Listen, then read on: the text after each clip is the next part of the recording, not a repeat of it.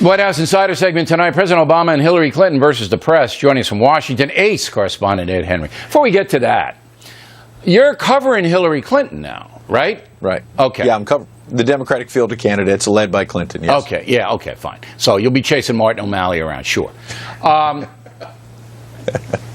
Bernie Mullen, the admiral we just talked about, and Scorched, he was in charge of the Benghazi investigation, right? That's right. Yes, he didn't even accountability. He didn't even talk to Hillary Clinton, did he? That's right. They didn't talk to Hillary Clinton, the Accountability Review Board at the State Department. He was the distinguished retired admiral, Joint Chiefs Chair, as you say, who was in charge of that as well. And let's not forget, they didn't interview Hillary Clinton. And also, what did they not have? They did not have her email either. And they said, and I remember how many times Jay Carney and but the others at the emails White House podium aside, said, you don't even talk to her? And what was the conclusion of Mullen's... Well, that the security could have been better, that mistakes were made, but absolved the then Secretary of State Hillary Clinton of really any responsibility. So now we're starting to see a pattern of behavior of Bergdahl, no doubt, 100% certainty, the public was misled. Even if you agree with the deal, Charles Krauthammer still agrees with the deal. Even if you do, there's 100% certainty we the people were misled, okay, by the White House. Now, one of the misleaders, Mullen, may have misled everybody on Benghazi because he didn't even talk to the Secretary of State.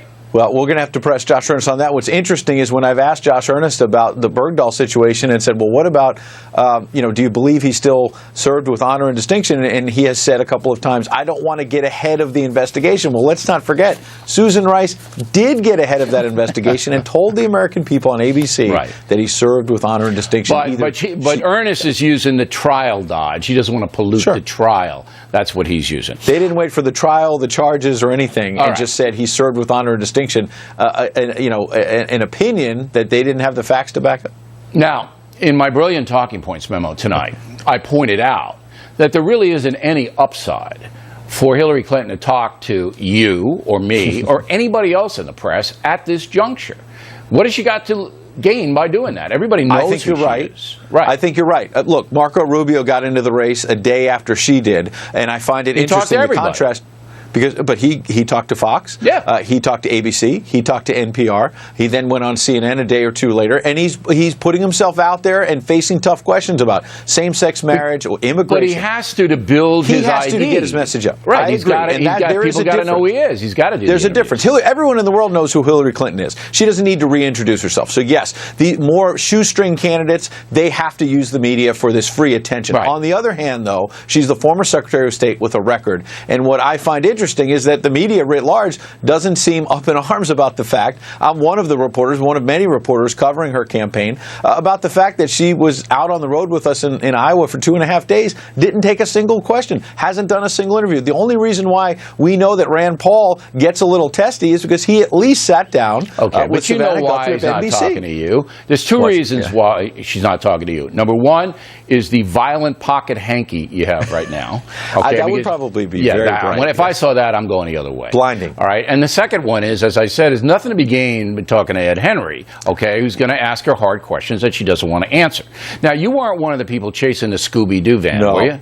No, I was inside the event, so I didn't hear about that until later. I would have paid money to see you chase that van. Yeah, I don't have that much speed anymore. I got to get into campaign shape. Anymore, Henry? Well, I at one time, you were a burner at one time? I can outrun you, I think. If you want to, we should do a race for charity. Let's do a race for charity.